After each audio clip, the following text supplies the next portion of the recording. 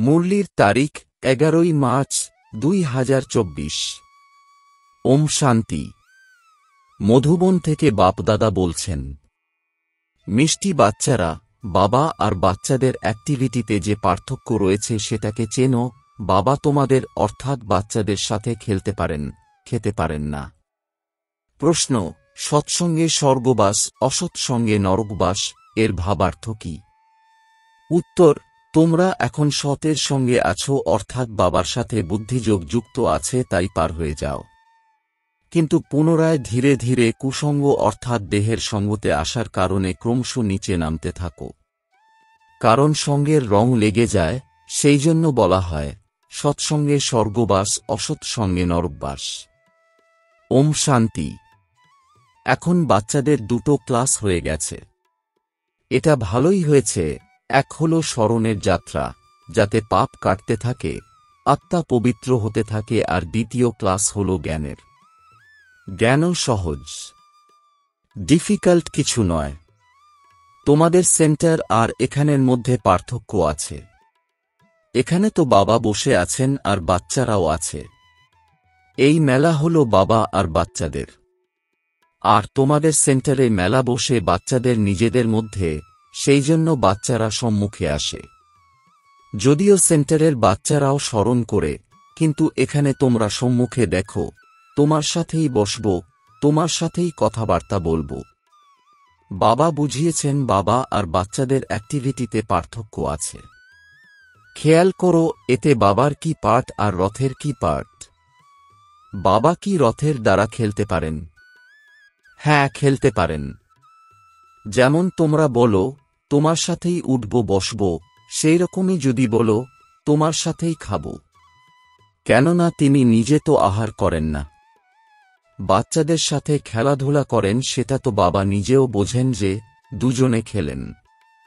সবকিছু তো এখানেই করেন তোমাদের সাথে, কারণ উনি সুপ্রিম টিচারও। টিচারের তো কাজই হল বাচ্চাদের আমোদিত করা। ইনডোর গেমস হয় না। আজকাল তো গেমসও অনেক রকম, বিভিন্ন প্রকারের বেরিয়ে গেছে। সবথেকে নামজাদা খেলা হল পাশা, যার বর্ণনা মহাভারতে আছে। কিন্তু সেটা জুয়ার রূপে আছে। জুয়ারিদের আটক করা হয়। এই সব কথা ভক্তি মার্গের বইপত্রের থেকে বের হয়েছে। তোমরা জানো যে এই ব্রত, নিয়মাচার ইত্যাদি সব ভক্তি মার্গের ব্যাপার। নির্জলা থাকা, খাবারও খায় না তো জলও পান করে না। যদি ভক্তি মার্গে প্রাপ্তি হয়ও তবে তা অল্প সময়ের। এখানে তো বাচ্চারা তোমাদের সব বোঝানো হয়। ভক্তি মার্গে অনেক ধাক্কা খেতে হয়। জ্ঞান মার্গ হল সুখের মার্গ। তোমরা জেনে গেছো আমরা সুখের উত্তরাধিকার বাবার থেকে প্রাপ্ত করছি। ভক্তি মার্গেও স্মরণ করতে হয় একজনকেই। একের পূজাও হল অব্যভিচারী পূজা, সেটাও ভালো। ভক্তিও শতরজতম হয়। সব থেকে উঁচুর থেকেও উঁচুতে শতগুণী হল শিব বাবার ভক্তি। শিব বাবা এসেই সব বাচ্চাদের সুখধামে নিয়ে যান। যিনি সবচেয়ে বেশি বাচ্চাদের সেবা করেন, পবিত্র করেন, তাঁকেই সবাই ডাকে। আবার বলে নুডি পাথরে অর্থাৎ মাটির পাত্রের ভাঙা টুকরোতে, পাথরের টুকরোতে ভগবান আছেন, এটা বলে তাঁর নিন্দা করা হয়।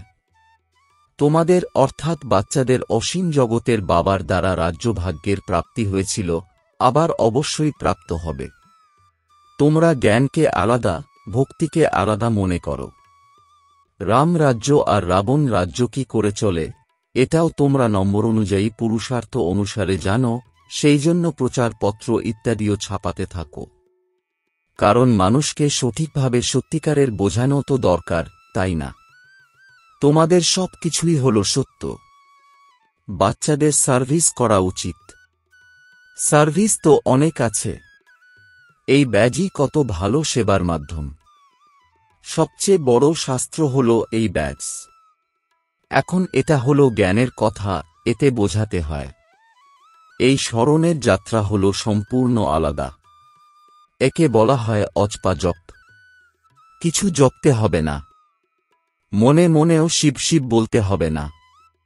শুধুমাত্র বাবাকে স্মরণ করতে হবে। এটা তো জানো শিব বাবা হলেন বাবা, আমরা আত্মারা হলাম তাঁর সন্তান। তিনি সম্মুখে এসে বলেন, আমি হলাম পতিতপাবন, আমি কল্প কল্প আসি পবিত্র করতে। দেহ সহ দেহের সব সম্বন্ধ ত্যাগ করে নিজেকে আত্মা মনে করো।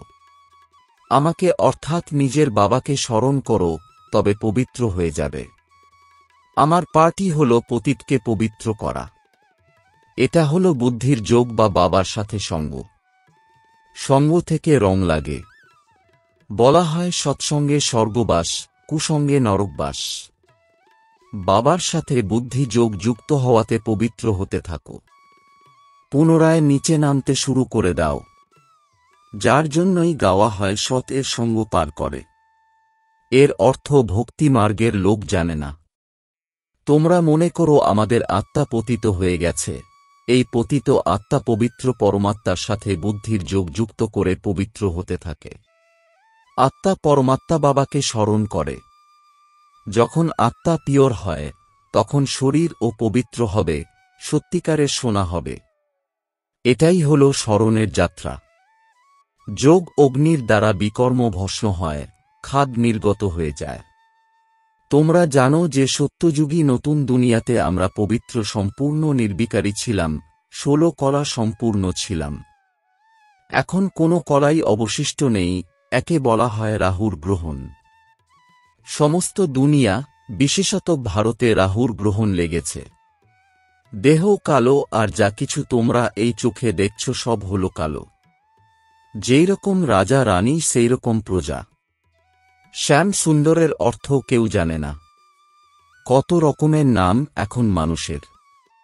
এখন বাবা এসে অর্থ বুঝিয়েছেন যে তোমরাই প্রথমে সুন্দর, আবার শ্যাম হয়ে যাও। জ্ঞান চিতার উপরে বসার জন্য তোমরা সুন্দর হয়ে যাও। আবার এরকম হতে হবে, শ্যাম থেকে সুন্দর, সুন্দর থেকে শ্যাম। এর অর্থ বাবা আত্মাদের বুঝিয়েছেন। আমরা আত্মারা এক বাবাকেই স্মরণ করি। বুদ্ধিতে এসে গেছে আমরা হলাম বিন্দু। একে বলা হয় সেলফ রিয়েলাইজেশন। সেটা দেখার জন্য ইনসাইট অর্থাৎ অন্তর্দৃষ্টি চাই। এটা তো হলো বোঝার ব্যাপার। আত্মাকে বোঝাতে হবে। আমি হলাম আত্মা, এটা হলো আমার শরীর। আমরা এখানে শরীরে এসে পার্ট প্লে করি।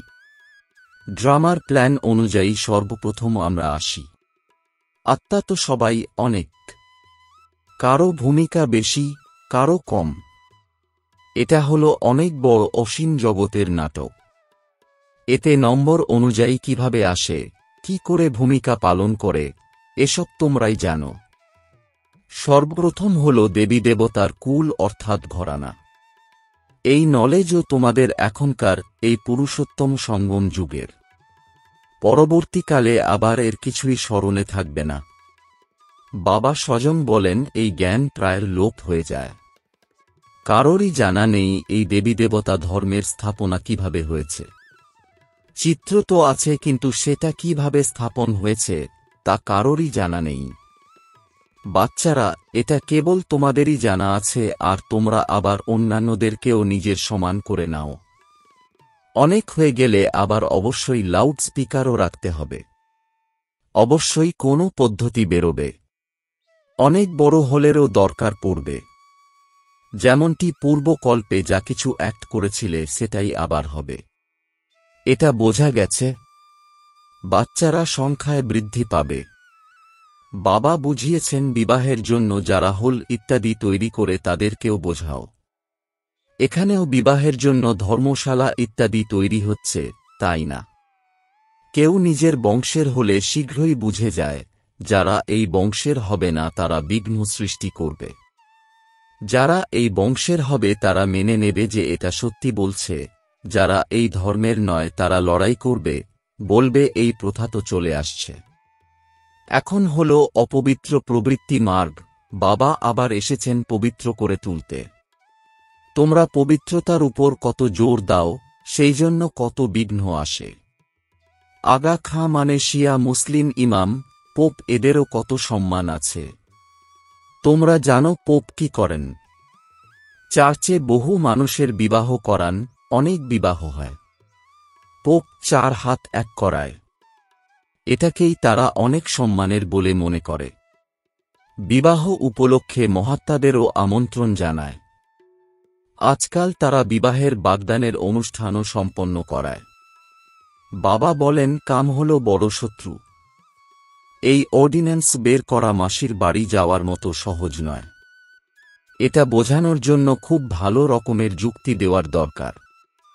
পরবর্তীকালে ক্রমশ বুঝতে পারবে। আদি সনাতন হিন্দু ধর্মের যারা, তাদেরকে বোঝাও। তারা শীঘ্রই বুঝতে পারবে যে বরাবর আদি সনাতন দেবী দেবতা ধর্ম ছিল, হিন্দু ধর্ম নয়। যেমন তোমরা বাবার দ্বারা বুঝে গেছ, সেরকম অন্যরাও বুঝে নিয়ে বৃদ্ধি পেতে থাকবে। এটাও পরিপক্কভাবে সুনিশ্চিত, এই কলম অর্থাৎ চারা লাগতেই থাকবে। তোমরা বাবার শ্রীমতের দ্বারা দেবতায় পরিণত হচ্ছ। এরা হল নতুন দুনিয়ার বসবাসকারী। প্রথমে তো তোমাদের জানা ছিল না যে বাবা সঙ্গম যুগে এসে আমাদের ট্রান্সফার করবেন। একটুও জানা ছিল না। এখন তোমরা জানো সত্যিকারের পুরুষোত্তম সঙ্গম যুগ এটাকে বলা হয়। আমরা পুরুষোত্তম তৈরি হচ্ছি। এখন যত পুরুষার্থ করবে ততই তৈরি হবে। প্রত্যেককে নিজের মনকে প্রশ্ন করতে হবে। স্কুলে যে সাবজেক্টে কাঁচা থাকে তো বুঝে যায় যে আমি পাশ করব না। এটাও হলো পাঠশালা, স্কুল।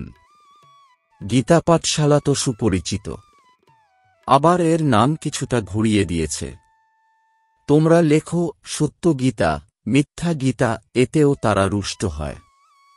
ফলে অবশ্যই খিটখিট হবে, এতে ভয়ের কিছু নেই। আজকাল তো এটা ফ্যাশন হয়ে গেছে, বাস ইত্যাদি জ্বালায় আগুন লাগাতে থাকে। যে যা শেখাচ্ছে সেটাই শেখে। আগের থেকেও বেশি সব শিখে গেছে। সবাই পিকেটিং ইত্যাদি করতে থাকে। প্রত্যেক বছর গভর্নমেন্টেরও ঘাটতি পড়ে যায়, তাই আবার ট্যাক্স বাড়াতে থাকে। একদিন ব্যাংক ইত্যাদি সবার বাক্স খুলে দেবে। আনাজ ইত্যাদির জন্য অনুসন্ধান চলে যে বেশি রাখেনি তো। এই সব ব্যাপার থেকে তোমরা বেরিয়ে গেছ। তোমাদের জন্য মুখ্য হলই স্মরণের যাত্রা। বাবা বলেন আমার এইসব বিষয়ের সাথে কোনো সম্পর্ক নেই। আমার তো শুধু কাজ হলো রাস্তা বলে দেওয়া। এতে তোমাদের দুঃখ সব দূর হয়ে যাবে। এই সময় তোমাদের কর্মের হিসাবপত্র মিটতে থাকে। অবশিষ্ট রোগ ইত্যাদি সব বেরিয়ে আসবে। পুরানো কর্মের হিসাবপত্র মিটে যাবে। ভয় পেতে নেই। অসুস্থ মানুষকেও ভগবানের স্মরণ করানো হতে থাকে। তোমরা হাসপাতালে গিয়েও নলেজ দাও যে বাবাকে স্মরণ করত, বিকর্ম বিনাশ হয়ে যাবে। শুধু এই জন্মের ব্যাপার নয়, ভবিষ্যতের 21 জন্মের জন্য আমি গ্যারান্টি দিচ্ছি, কখনো রোগ হবে না। এক বাবাকে স্মরণ করলে তোমাদের আজও বেড়ে যাবে। ভারতবাসীদের আজও বেশি ছিল, নিরোগী ছিল। এখন বাবা তোমাদের অর্থাৎ বাচ্চাদের শ্রীমত দিচ্ছেন শ্রেষ্ঠ হওয়ার জন্য। পুরুষোত্তম শব্দটা কখনো বিস্মৃত হবে না। কল্পকল্প তোমরাই হও, এরকম আর কেউ বলতে পারে না। তাই এ ধরনের সার্ভিস অনেক করতে পারো। ডাক্তারদের থেকে তো যে কোনো সময় সাক্ষাতের জন্য সময় নির্ধারণ করতে পারো। চাকুরিজীবীরাও অনেক সেবা করতে পারে। রোগীদের বলো আমাদেরও বড় ডাক্তার আছে, অবিনাশী অসীম জগতের সার্জেন আছেন। আমরা ওনার হয়েছি, যার জন্য আমরা 21 জন্ম নিরোগী হয়ে যাই। হেলথ মিনিস্টারকে বোঝাও মানুষ হেলথের জন্য কেন এত চিন্তা করে। সত্যযুগে মানুষের সংখ্যা খুব কম ছিল। শান্তি, সুখ, পবিত্রতা সব ছিল। সমগ্র দুনিয়ায় তোমরাই সকলের কল্যাণ করে থাকো। তোমরা হলে পাণ্ডা, তাই না? তোমরা হলে পাণ্ডব সম্প্রদায়। এসব কারো বুদ্ধিতেই আসবে না। ফুড মিনিস্টারকে বোঝাও সবার আগে সবচেয়ে বড় ফুড মিনিস্টার তো হলেন শিব বাবা। এত আনাজ দেন যে স্বর্গেও কখনো কম হবে না। এখন তোমরা আছো সঙ্গম যুগে। সমস্ত চক্র তোমাদের বুদ্ধিতে আছে, সেই জন্য তোমাদের সদর্শন চক্রধারী বলা হয়। এখন যদিও ভারত ইনসলভেন্ট হয়ে গেছে, বুদ্ধিমান এসে বুদ্ধি বা জ্ঞান শেখাতে থাকেন, এটাও তোমরা বাচ্চারা জানো। আচ্ছা, মিষ্টি মিষ্টি প্রশিক্ষার্থী বাচ্চাদের মাতাপিতা বাপদাদার স্মরণসহ স্নেহসুমন আর সুপ্রভাত। আত্মিক পিতার আত্মিক বাচ্চাদেরকে জানাচ্ছি নমস্কার। ধারণার জন্যে মুখ্য সার। এক বাবাকে সাথী বানিয়ে তোমার সাথেই বসব, তোমার থেকেই শুনব, তোমার সাথেই খাব, এটা অনুভব করতে হবে। কুসঙ্গ ছেড়ে সতের সঙ্গে থাকতে হবে। 2. কর্মের হিসেবনিকেশকে স্মরণের যাত্রা আর কর্মযোগের দ্বারা পরিশোধ করে সম্পূর্ণ পবিত্র হতে হবে। সঙ্গমযুগে নিজেকে সম্পূর্ণ ট্রান্সফার করতে হবে। বরদান, অন্তর থেকে আমার বাবা বলে সত্যিকারের সৌদা করে স্যারেন্ডার বা মর্জিবা অর্থাৎ জীবিত থেকে মৃতবদ্ধ হব। এর বিস্তার, ব্রহ্মা কুমার কুমারী হওয়া মানে স্যারেন্ডার হওয়া। যখন অন্তর থেকে বলো আমার বাবা, তখন বাবা বলেন বাচ্চারা সবকিছু তোমাদের। প্রবৃত্তিতে থাকো বা সেন্টারে, কিন্তু যে অন্তর থেকে বলবে আমার বাবা, তখন বাবাও তাকে নিজের বানিয়ে নেবেন। এটা হলো অন্তর থেকে সৌদা করা, মুখের দ্বারা বলা স্থূল সৌদা নয়। স্যারেন্ডার মানে শ্রীমতের আন্ডারে যারা থাকে। এইরকম স্যারেন্ডার যারা হয় তারাই হল মর্জিবা অর্থাৎ জীবিত থেকেও মৃতবৎ ব্রাহ্মণ। স্লোগান, যদি আমার শব্দের প্রতি ভালোবাসা থাকে তবে অনেক আমার কে এক আমার বাবা তে সমাহিত করে দাও। ওম শান্তি। আজ আমাদের সকলের অতি স্নেহী বাপদাদার নয়নের মণি, নিজের হৃদয়ে দিলারাম বাবাকে স্থাপনকারী বাপদাদার রথ অর্থাৎ ছোট নন্দী দাদি গুলজারজি 11ই মার্চ 2021 সনে অব্যক্ত বতনবাসী হয়েছিলেন। আজ তাঁর পুণ্য স্মৃতি দিবসে আমরা সবাই তাঁর অমূল্য মহাবাক্য নিজের জীবনে ধারণ করে তাঁর স্নেহ আর বাপদাদার পালনার রিটার্ন দেব। এটাই হল তাঁর প্রতি সত্যিকারের শ্রদ্ধাঞ্জলি। গুলজার দাদিজির দ্বারা উচ্চারিত কিছু অমূল্য মহাবাক্য। 1. নিজের সমস্ত দায়িত্ব বাবাকে অর্পণ করে ডবল লাইট থাকো, তাহলে খুশিতে নাচতে থাকবে। 2. মন বুদ্ধি এক বাবার প্রতি সংযুক্ত করা, একাগ্র করাই হল সত্যিকারের সাধনা। 3. পরমাত্ম প্রেম হল নিঃস্বার্থ প্রেম, এর রিটার্ন স্বরূপ কেবল তাঁর সমান হও। 4. বাবাকে সাথীরূপে অনুভব করার জন্য মনবুদ্ধিকে ক্লিন আর ক্লিয়ার রাখো। 5. সর্বশক্তিমান বাবা সাথে আছেন, তাই সদা আনন্দে থাকো, দ্বিধাগ্রস্ত হবে না, ঘাবড়ে যাবে না, আর কখনো হতাশ নিরাশও হবে না। 6. অন্তর্বাহক শরীরের অর্থাৎ ফরিস্তা স্বরূপ দ্বারা সেবা করার জন্য ডবল লাইট হও। 7. বাবাকে মনের কথা শোনাও, নয়নে বসিয়ে রাখো, তাহলে কোনো দেহধারীর প্রতি দৃষ্টি যাবে না। 8. অন্তিম সময়ে মনসা সেবা করার জন্য সর্বশক্তির স্টক জমা করো।